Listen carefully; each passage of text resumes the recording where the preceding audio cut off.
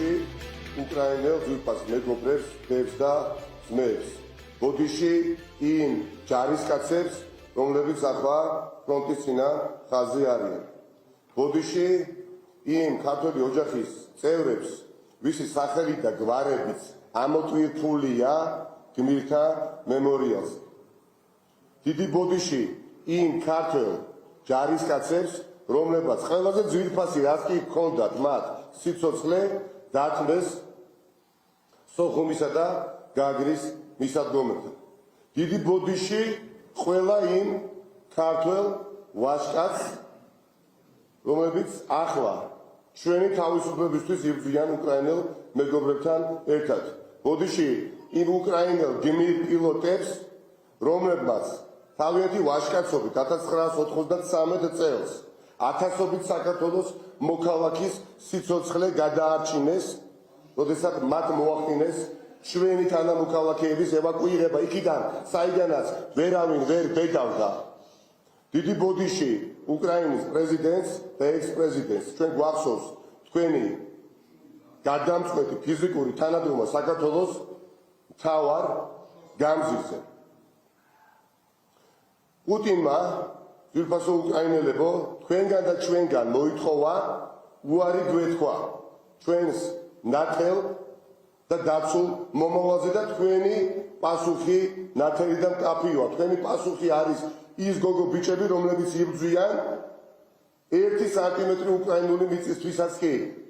მაგრამ ძვირფასო უკრაინელებო გთხოვთ, იცოდეთ, რომ საქართველოს არ არის ირაკლი ღარიბაშვილი და ბიძინა ივანიშვილი.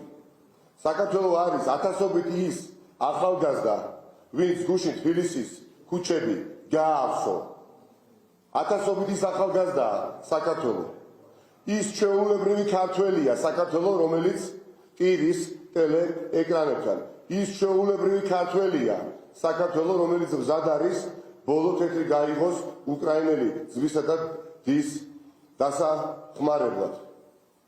და თუ კი მაინც ვინმესთვის უკრაინაში საქართველოს არის ირაკლი ღარიბაშვილი და ბიძინა ივანიშვილი, ჩვენ მწვენია და ამისთვის ვიხდით დიდ ბოდიშს. საქართველოს არ არის ლაჩარი, საქართველოს შვილები არ ვართ ლაჩრები და ჩვენ ვიცით, როგორ უნდა დავუდგეთ გვერდში ჩვენს მეგობრებს, მით უმეტეს, როდესაც მათ აქვთ ამაგი, მათ აქვთ მნიშვნელოვანი ამაგი ჩვენზე. ამიტომ ჩვენი ახალგაზრდების გუშინდელი მოწოდება, რომ დღეს შევკრებილი ყავით 7 საათზე მთავრობის სასახლესთან. ამას დამატებული ჩვენი უკრაინელი მეგობრების თხოვნა, რომ შევიკრიბოთ თბილისში, რაც შეიძლება ბევრი და ასე დავუდგეთ გვერდში იმ ადამიანებს, რომლებიც იბრძვიან ჩვენი თავისუფლებისთვისაც. ჩვენი საქართველოს არის ის ხალხი, ვინც გუშინ იყო, ვინც დღეს გამოვა და ვინც ხვალ გამოვა მშვიდობიანად თბილისის ქუჩებში. ჩვენი საქართველოს ძვირფასო უკრაინელებო ის ადამიანები არიან, ვინც თქვენთან ერთად მარიუპოლში, კიევში და სხვა ქალაქებში ავტომატით ხელში ჩვენს დედებსა და ჩვენს შვილებს და თავისუფლებას იცავენ.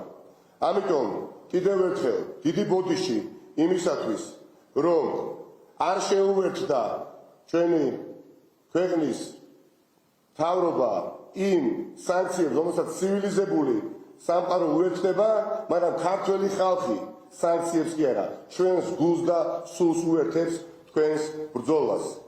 დიდი მადლობა ქართული ხალხის. ნიკა მელიას განცხადებას უსმენთ პირდაპირ ეთერში, სადაც 7 საათზე ელოდებიან მოქალაქეებს პროტესტის გამოსახატად. მანამდე პროტესტ